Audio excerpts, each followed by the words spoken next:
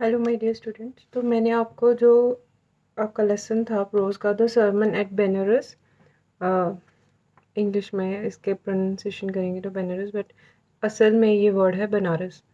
The sermon at Banaras, इसका जो मैंने आपको टेक्स्ट बुक क्वेश्चंस तो मैंने आपको इसके करवा दिए हैं, बट मैंने अभी तक आपको इसकी समरी नहीं करवाई। मैंने आपको इसका अभी तक एक्सप्लेनेशन नहीं बताया, तो वो मैं आपको इस वीडियो में बता रही हूँ। So coming to the summary of the sermon at Benares, तो Gautam Buddha was one of the greatest saints in the history of the entire world.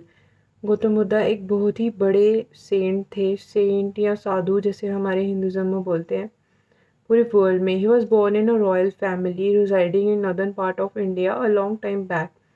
वो नॉर्दर्न पार्ट ऑफ इंडिया मतलब उत्तरी इंडिया का जो उत्तरी राज्य है, यहाँ की एक रॉयल फैमिली, रॉयल राजसी, एक राजा के घर में वो पैदा हुए थे। His name was Siddharth Gautam. Before his enlightenment, enlightenment मतलब होता है जब उनको ज्ञान नहीं ज्ञान आना, एनलाइटनमेंट होता है ज्ञान आना, एंड बिफोर हिज एनलाइटनमेंट मतलब उनको ज्ञान आने से पहले उनका नाम था Siddhartha Gautam. The people back then suffered a lot from disease and miseries. उस टाइम के जो लोग थे वो बहुत ज़्यादा मिजरीज मतलब दुख और डिजीज़ होती है, बीमारियाँ, बहुत बीमारियों और दुखों से सफ़र कर रहे थे। It was his father he knew how sensitive Siddhartha was towards the pain and agony of the people. और सिद्धार्थ के जो पापा थे उनको पता था कि सिद्धार्थ जो है ही इज़ वेरी सेंसिटिव, उसको बहुत ज़्यादा पेन होती है, उसको बहुत ज़्यादा दुख होता है लोगों के दुख से। And he decided to shield him from such miseries and sent him to study Hindu scriptures when he was 12. और उनको पता था अपने बेटे के इस नेचर के बारे में, इसलिए उन्होंने अपने बेटे को सेंड कर दिया हिंदू स्क्रिप्चर्स के बारे में पढ़ने के लिए, यानी कि हिंदू वेद वगैरह ये सब पढ़ने के लिए उन्होंने उसको भेज दिया गुरुकुल में 12 साल की उम्र में ही। He learned and became more knowledgeable, but was unable to quench his thirst related to the miseries and pain in the world outside. अब उसे ज्ञान तो बहुत आया, उसे बड़ी ज़्यादा नॉलेज भी आ गई, लेकिन जो उसकी रियल थर्स्ट थी, जो उसकी ज्ञान के लिए जो उसकी जिज्ञासा थी, वो उसे कहीं से भी उसकी पूरी नहीं हो रही थी। And he was an married to a beautiful princess, और उसकी एक शादी भी हो गई एक राजकुमारी से। And they had a beautiful son, उनका एक बेटा भी था। He continue to live this luxurious life for more than 10 years, और 10 साल तक उसने एज अ मतलब प्रिंसली लाइफ उसने गुजारी, एक राजा की तरह उसने। एक राजा के पास जितनी भी लग्जरीज होती है, लग्जरीज क्या, उसके पास नौकर चाकर होते हैं, जो मन करेगा वो खाएगा, जहाँ मन करेगा वहाँ घूमने जाएगा, पालकियाँ ये वो, तो उसके पास सारी लग्जरीज थी। और ये लग्जरीज उसने 10 ईयर्स तक उसने इंजॉय की।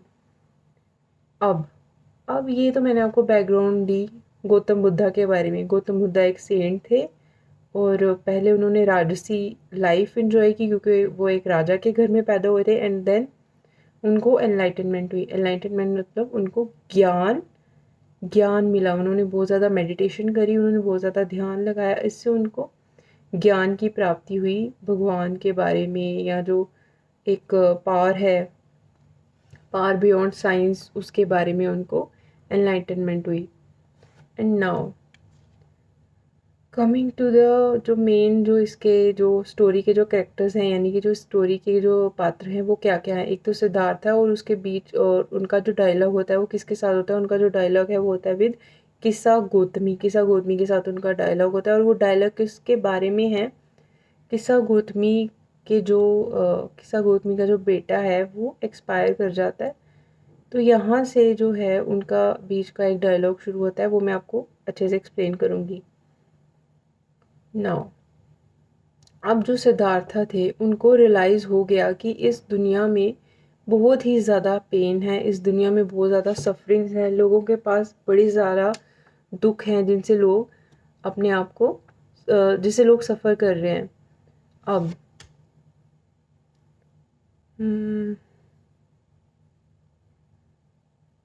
Now he decided to start his journey to find the truth behind all this pain, और उन्होंने अपनी एक जर्नी शुरू कर दी इस पेन जो जो दुनिया के लोग एक पेन को सफ़र कर रहे थे। ऑब्वियसली एक पेन ही है, अगर मान लीजिए हम किसी के साथ अटैच्ड हैं तो, लेकिन जब उस अटैच्ड पर्सन को किसी भी तरह का दुख होगा तो हमें पेन होगी। तो इसलिए अटैचमेंट के बाद हमें दुख मिलता है। हम ये नहीं बोल सकते कि ये पर्सन हमारे साथ बहुत अटैच्ड है, ये हमसे बहुत हमारी बहुत केयर करता है, ये हमारा बहुत ध्यान रखता है, तो we are very lucky and we are very happy. क्योंकि उस इंसान को जब कोई भी तकलीफ़ होगी तो ऑब्वियसली हम भी तकलीफ़ में ही जाने वाले हैं।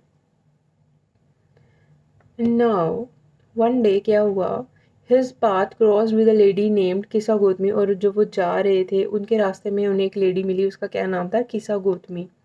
She had lost just her son, उसके अभी अभी उसके बेटा जो है वो एक्सपायर हुआ था। द ग्रीविंग, ग्रीव होता है दुख, द और वो दुखी, द ग्रीविंग मतलब दुखी, the grieving mother was suffering from huge pain moving from one house to other to find medicine to save her son. अब वो जो माँ थी यानी कि जो किसा गोदमी थी, उसका बेटा एक्सपायर कर गया था। अब वो घर घर में जाके अपने बेटे को ज़िंदा करने के लिए वापस दवाई मांग रही थी। फिर उसको किसी ने बताया कि यहाँ पर सिद्धार्थ यानी कि लॉर्ड बुद्धा जी हैं अभी इधर ही, तुम उनसे मिलो जाके। The lord Buddha listen to her problem, lord Buddha ने उसकी प्रॉब्लम सुनी and asked her to bring mustard seeds, mustard यानी सरसों के दाने, from a house with no history of death. उन्होंने बोला कि जाओ तुम थोड़े मस्टर्ड के सीड, थोड़े सरसों के दाने किसी ऐसे घर से लाओ जहाँ पे आज तक कोई भी मृत्यु नहीं हुई हो। The lady with a new hope started to look for a house where death has not touched once. अब जो लेडी थी वो चली गई, उसको एक उम्मीद आ गई कि हाँ मतलब अब इसका मतलब कि मेरा बेटा जो है वो जिंदा होने वाला है, और वो सरसों के जो दाने हैं वो घर घर जाके ढूंढने लगी जहाँ पर आज तक कोई भी डेथ ना हुई हो। The more she search the more she learn about deaths in the families and different houses. जितना ज़्यादा वो घर घर में जा रही थी, जितना वो सर्च कर रही थी, उतना ही जाकर उसे पता चल रहा था कि हर फैमिली में तो बहुत सी डेथ्स हुई हैं, मेरा तो सिर्फ बेटा एक्सपायर हुआ है, किसी के घर में तो 4-4 डेथ्स हो गई हैं, किसी के घर में इतनी सारी डेथ्स हुई हैं। And now she was in utter despair and return to lord Buddha. अब वो वापस आती लॉर्ड बुद्धा के पास। As per the sermon at Banaras summary, तो अब क्या हुआ कि she realize how selfish she was to find a cure for his son's death when the entire world is withstanding the same pain. And अब उसे एहसास होता है कि वो कितनी सेल्फिश है कि वो अपने बेटे की डेथ की दवाई ढूंढने जा रही है कि उसका बेटा जो है वो डेथ बेड से वापस जिंदा हो जाए, जबकि इस एंटायर वर्ल्ड में कितने लोग इस पेन से गुजर रहे हैं। अपने अपने किसी नियर बाय को खो देना, इसका ये भी एक बहुत बड़ा ग्रीफ है। ग्रीफ मतलब दुख, एक बहुत बड़ा दुख है। She sat beside a busy road and found the actual reason why Lord Buddha told her to find a house with no history of death. अब वो एक जगह साइड पे रोकर अब ये सोचती है कि लॉर्ड बुद्धा ने उसे क्यों बोला होगा कि तुम कोई ऐसा घर ढूंढो जहाँ पर आज तक कोई भी मृत्यु ना हुई हो। She understood that death is the ultimate truth and we have to embrace it. She understood, अब उसे समझ में आ गया कि डेथ जो है वही एक अल्टीमेट ट्रूथ है, एक एक ऐसा सच है, एक ऐसा सत्य है जिसे बदला नहीं जा सकता। And we have to embrace it, और हमें इसे पूरी ईमानदारी के साथ, इसे पूरी सुंदरता के साथ हमें इस सच को मान लेना चाहिए, इसमें हमें कोई भी शक नहीं करना चाहिए। According to the summary of the sermon at Benares, sorrow and grief increase our pain. Sorrow और grief, ये दुख जो हैं हमें हमारी जो पेन है उसको बढ़ाते हैं, हमारे दुख को बढ़ाते हैं, हमारी तकलीफ़ को बढ़ाते हैं। दुख हमें तकलीफ़ देता है। It becomes painful when we are unable to accept the truth. और जब हम किसी ट्रूथ को एक्सेप्ट नहीं करते तब हमें वो जो जिस चीज़ की वजह से वो सॉरो है या जिस चीज़ की वजह से वो ग्रीफ है वो हमें और तकलीफ़ देता है। जैसे मान लीजिए अब किसी का कोई फैमिली मेम्बर जो है वो एक्सपायर हो गया है, और अब वो बहुत ज़्यादा दुख में है कि क्यों क्यों क्यों मुझे इनसे अलग होना पड़ा, क्यों मुझे इनसे अपार्ट होना पड़ा। अपार्ट होता है कि अलग होना पड़ा, तो उसे ज़्यादा दुख होगा। जबकि अगर वो इस ट्रुथ को मान जाए कि death is the ultimate truth of life, और नेचर के अकॉर्डिंग जो चीज़ क्रिएट होती है, कोई भी चीज़ क्रिएट ही डिस्ट्रक्शन के लिए होती है। कोई भी चीज़ इसलिए बनती है क्योंकि एक दिन जाके उसको डिस्ट्रॉय होना है। तो हर चीज़ जो भी है इस अर्थ पे, कोई भी प्लांट, कोई भी ऑर्गेनिज्म, कोई भी लाइक वी ह्यूमन बींग, हम जो भी इस धरती पर आए हैं, एक दिन डेथ तो सबकी होनी ही है। तो this is the ultimate truth.